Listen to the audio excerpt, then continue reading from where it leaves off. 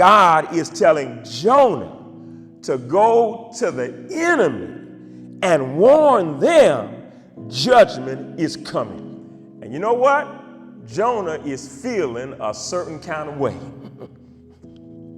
And this is the irony of it, of the story. Jonah doesn't say it until chapter 4. He says nothing in chapter 1 to us, but he's demonstrating. You know, there are two ways to know what you people believe, not only by what you say, but by what you do.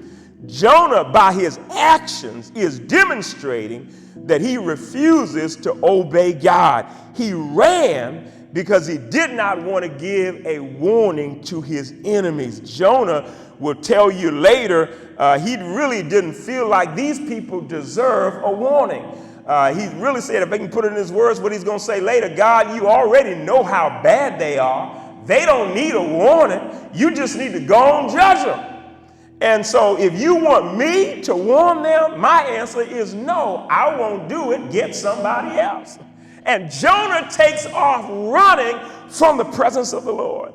But the book is filled with irony because Jonah doesn't want his enemies to have mercy, but he wanted his own people to have mercy. Do you see the irony?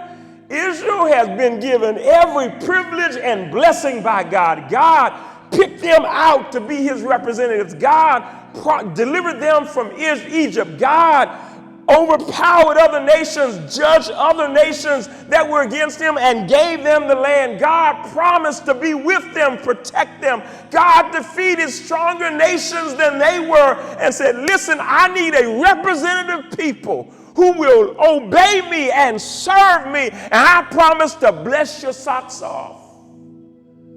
But God also said, don't you take my blessings, don't you take my gifts, and then turn on me, because I will get you. All that's happening is God is keeping his promise. In fact, he's been slow. God has sent warning after warning. It's been centuries. And Israel is moving farther and farther away from God and not listening. And yet, when God sends relief, he doesn't send it because they deserve it. They are still wicked. The king he uses to give them prosperity is still wicked, but God gives them mercy. Here's the irony.